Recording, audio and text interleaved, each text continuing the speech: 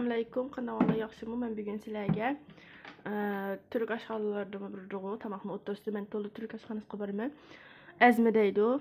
Shuni nashtada nonga suykab, Türk nonlarga suykab yeyishni yaxshi ko'raman. Shularni qilmoqchi. Yani onun bir xil usuli bor, yani onun necha usuli bor. Men 3 tal pomidorni, yani domatesni rendeledim. Musha suvalet qildim. Ondan keyin onunga yeşil lazım, sıvı biber deydi, onu qildim. Sizlar acı bibermi qilsanglar bo'ldi, achchiq ushul lazım. Men yo'q bo'lib qoldi, bo'lmasa qilatdim. Balalarim yemaydi deb qilmadim. Buni soldim.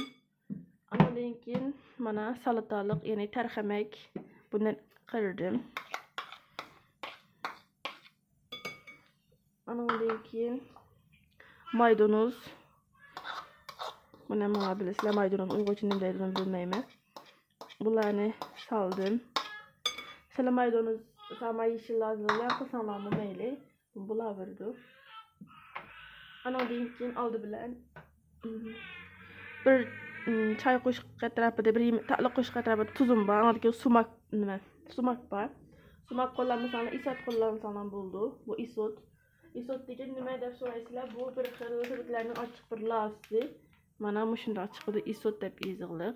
Sumakmi bo'ldi, isotmi bo'ldi? Qaysini qo'llansangiz? Men hozir isot qo'llandim. Isot bilan tuzimni soldim.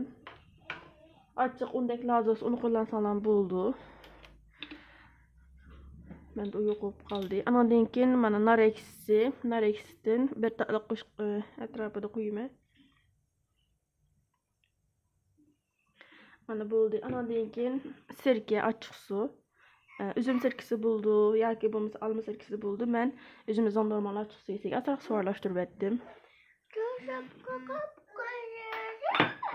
Andan keyin biber salçası, yani ochiq lazının salçasından bir taqli qo'shib qo'yib bo'ladimi? Mana. Bularni yaxshi bir aralashtirma.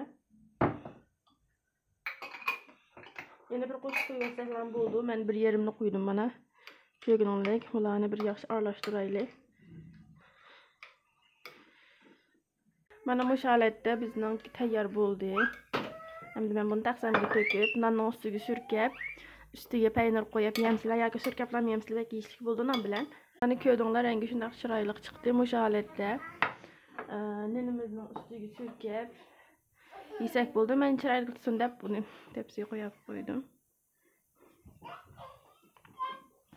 Bu holatda nonning ustiga surkab yeymiz. Mana ko'rganinglarga o'xshash bu holatda mening bu yamqi azmim tayyor bo'ldi. Men bu ninimning ustiga surkayman. Men sizlarga ko'rsatib, bu ninimning ustiga surkab, undan keyin men top peynir ishlatdim buning uchun. Boshqa peynir bo'lmaydi. Mana bu shunday top peynir bor.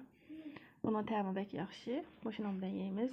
Mana bu holatda surkidim. Agar bu holat desanglar bo'ldi yoki peynir bilan desanglar bo'ladi. Buni bizning Uyg'ur salatalmi desanglar bo'ldi. Mana bu holatda tayyor bo'ldi. Biz oyda peynirni yaxshi ko'ramiz, shuning uchun men peynir bilan qildim. Sinab biqinglar inshaalloh. Ko'ngillar eshilib qoldi salatani o'rnidan.